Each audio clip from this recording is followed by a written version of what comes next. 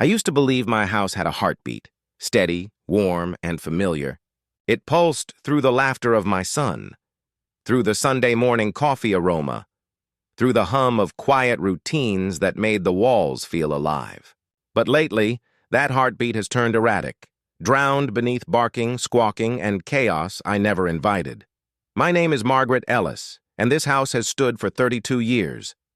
My late husband, David, built it from the ground up, a modest suburban home in North Carolina with white shutters and a porch swing that creaks just enough to sound alive.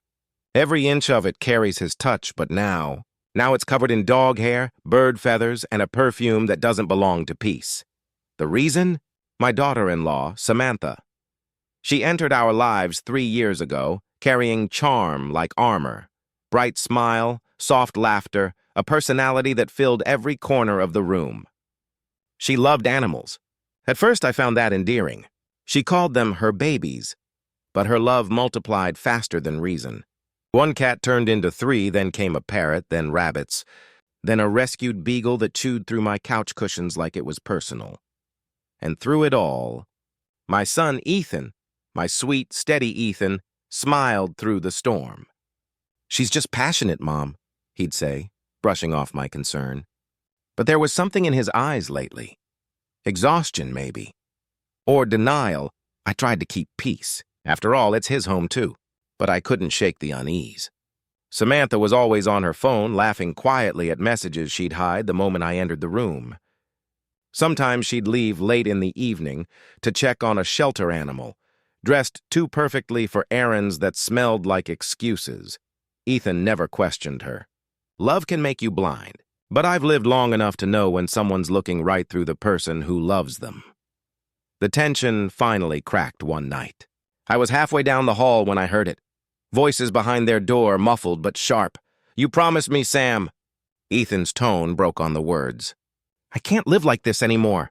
She snapped back. Then came the sound of glass hitting the floor, and silence. The next morning, she served breakfast like nothing had happened. The eggs were overcooked, the air thick with a silence that hummed louder than any argument. That was the first time I realized. My home didn't feel like mine anymore. It wasn't just overrun by animals. It was overrun by secrets. And somewhere beneath the barking and laughter that no longer sounded real, something precious was breaking. The days that followed felt strangely hollow, as if the house itself had exhaled and refused to breathe again. Ethan went to work early, came home late, and spoke less with each passing evening. Samantha, on the other hand, seemed lighter, humming as she fed her growing zoo, laughing to herself as if she knew a secret the rest of us didn't. I tried to tell myself I was imagining it. Grief does strange things to people, and ever since David passed, I'd learned how loneliness can twist your perception. But no amount of logic could quiet the unease crawling beneath my ribs. It wasn't just her phone calls, though they came at odd hours and always ended with a quiet, satisfied smile. It was the way she started locking the door when Ethan wasn't home, or how she'd dress up for errands that seemed to stretch into twilight. When I asked, she'd grin, tilt her head, and say, "Margaret, you worry too much." But I wasn't worried. I was watching. One afternoon, while dusting the hallway table, I noticed something, a small silver keychain left carelessly by the door. A golden paw charm dangled from it, engraved with a single letter, Z. We didn't have a pet with that name. That night, I tried to bring it up gently. "Sam," I said over dinner, "who's Z?" She froze for a split second, too brief for most people to catch, but long enough for me. Then she smiled. "Oh, that's from a donor at the animal shelter. They give out gifts sometimes." Her tone was easy, but her eyes darted toward Ethan, gauging his reaction. He didn't even look up from his plate. "Ethan," I said softly, "how's work?" He gave me that tired half-smile again. "Busy as ever." Then he excused himself before dessert. After he left the room, Samantha leaned back in her chair and looked at me, really looked at me, with a strange kind of amusement. "You know, Margaret," she said, "some people just like giving back. Not everything's a mystery." Her words were sugar-coated, but they left a bitter taste in my mouth. That night, I couldn't sleep. I sat by the living room window, watching headlights sweep across the driveway. Around 10, a sleek black car pulled up to the curb. Samantha slipped out the back door a few minutes later, wearing lipstick she hadn't worn in months. They spoke in hushed tones. The man handed her something small, maybe a leash, maybe not, and she laughed. That laugh. It wasn't the one she used with Ethan. When she came back inside, she looked startled to see me awake. "Couldn't sleep?" I said. "Neither could I," she replied, smiling too easily. As she walked past me, her perfume lingered in the air, sharp, floral, expensive. It was the scent of someone living two lives, and for the first time I stopped wondering if something was wrong. I started wondering how long it had been. The morning after that late-night encounter, I couldn't look at Samantha without feeling a storm rise in my chest. She moved around the kitchen, humming, pouring coffee as if nothing in the world could touch her peace. Ethan sat across from her, eyes sunken, pretending to read the news on his phone. Their silence was no longer comfortable. It was suffocating. I watched her set her cup down. Her hand trembled slightly. "Maybe guilt, maybe nerves." "Ethan," she said, her voice too casual, "I'll be out most of the day." "The shelter called. Emergency intake." He nodded absently. "Be careful," he muttered, still scrolling. After she left, I waited a few minutes, then walked to the window. The same black car was idling at the end of the street. It pulled away as soon as she stepped inside. I felt my chest tighten. This wasn't imagination anymore, and it was a pattern. And patterns tell stories, even when people won't. That afternoon, while doing laundry, I noticed Samantha had left her jacket draped over a chair. When I picked it up, something fell from the pocket, a folded receipt. My heart pounded as I smoothed it open. The Silver Harbor Inn, 2 guests, 1 suite. The date was last weekend. For a moment, I couldn't breathe. My hands shook so badly the paper nearly slipped away. I'd hoped I was wrong, that maybe I'd mistaken loneliness for suspicion. But no, there it was. Proof. Cold and damning. That evening, I sat on the porch with Ethan. The sun was melting behind the trees, painting the sky in slow, bleeding colors. He looked tired, the kind of tired that comes from pretending. "Ethan," I said quietly, "is everything all right between you two?" He hesitated, then forced a laugh. "Why wouldn't it be?" "Because you haven't smiled in months," I said. "And because love doesn't look like silence." He stared at the ground.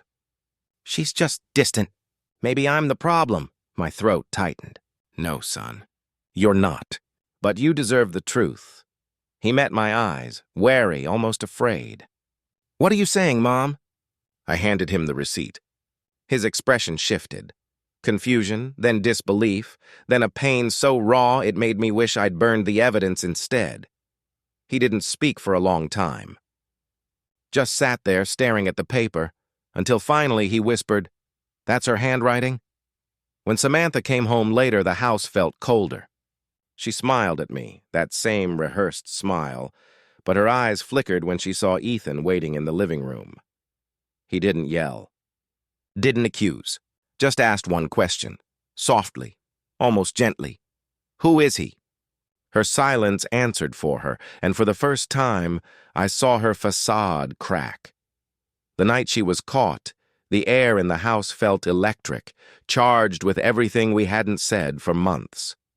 Samantha stood by the doorway, still in her coat, her phone clutched in one hand like a lifeline. Ethan sat on the couch, elbows on his knees, that hotel receipt lying between them like a loaded weapon. He looked up, his voice steady but hollow. "So, are you going to tell me who he is, or do I have to keep pretending I don't already know?" Her lips parted, but no sound came out. She glanced at me, maybe hoping for sympathy. All I gave her was silence. Finally, she exhaled. "It's not what you think," she said softly. Ethan gave a bitter laugh. "Then tell me what it is. Because right now it looks like you've been lying to me, to my mother, to this entire house." Her expression hardened. "You never noticed me, Ethan. You never listened. Every day felt the same. Work, dinner, sleep. I was suffocating here." He stared at her as if he didn't recognize the woman standing before him. "So what? You fixed that by finding someone else? Samantha crossed her arms, defiant. You think you're the only one who's lonely? I needed someone to see me. Her words landed like shards of glass. Ethan leaned back, running a trembling hand over his face. And does he? Does he see you, Sam? Or are you just another story for him to forget when he's done? She didn't answer. The silence that followed was the kind that hums, the sound of a home holding its breath. Even the animals seemed to sense it. The parrot muttered something unintelligible before going quiet. I watched my son's shoulders sag. You could have talked to me, he said finally, his voice breaking. We could have fixed this. Her eyes softened for a moment, and for the first time, I saw something like regret flicker there. Maybe, she whispered. But I think we were broken long before this.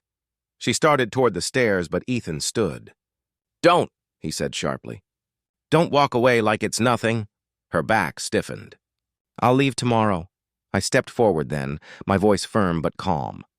No, you'll leave tonight. She turned to face me, tears welling, anger flashing beneath them. You think you can just push me out? I opened the front door, the cold air rushing in. No, I said quietly. You did that yourself. For a heartbeat, she just stood there, her suitcase still upstairs, her pride holding her in place. Then she brushed past me and walked out into the night. The door clicked shut behind her, a sound that felt both like an ending and a release. Ethan sank back onto the couch, burying his face in his hands. The house was finally quiet, but it wasn't peace yet. It was the silence after a storm, heavy, fragile, and full of everything left to heal. After she left, the house didn't feel the same, but it didn't feel empty either. It felt honest. The noise was gone, the animals were quiet, and the silence that once felt unbearable now had meaning. Ethan sat in that silence for hours that night, staring at the floor as if trying to gather the pieces of himself she'd scattered. For days, he spoke little. I didn't push him. Healing, I've learned, doesn't respond to urgency, only gentleness. I made his favorite meals, kept the lights low, and let him grieve the version of love he thought he had. Sometimes grief isn't for the person who left. It's for the dream that left with them. The animals she abandoned became unexpected company. The parrot, once annoyingly loud, now greeted Ethan every morning with a cheerful, "Hey, buddy!" a phrase that somehow felt comforting. The cats followed him everywhere, sensing what words couldn't fix.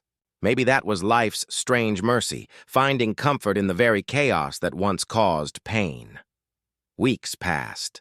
One Saturday morning, I found Ethan on the porch, a paintbrush in hand. He was working on an old canvas, something he hadn't touched since before he married Samantha. The strokes were uncertain at first, then steadier, bolder, more alive. Didn't think I'd see you painting again, I said softly. He smiled, a small, genuine one. I forgot what quiet could feel like. I sat beside him, the morning light stretching across the porch. Quiet doesn't mean loneliness, I said. Sometimes it's just peace reminding you it still exists, he nodded, dipping his brush again. You were right, Mom. Love isn't supposed to feel like a circus. It's supposed to make you calm. For the first time in months, I laughed. Guess she turned our house into a zoo so we'd remember what peace looks like. He looked at me then, eyes lighter than they'd been in years. We'll be okay, won't we? We already are, I said. That night, as I walked through the house, I opened every window. Cool air swept through the rooms, carrying away the last traces of her perfume. The curtains fluttered, the floorboards creaked, small sounds, but the kind that belonged here. I paused by the door, my hand resting on the frame. You took our peace once, I whispered into the quiet. But you also taught us how to protect it. Then I closed the door, slowly, deliberately, not to shut someone out, but to keep what mattered in. For the first time in a long time, the house didn't just stand. It breathed, and in that steady breath, I finally heard what I'd been missing all along, the sound of a home finding its heartbeat again.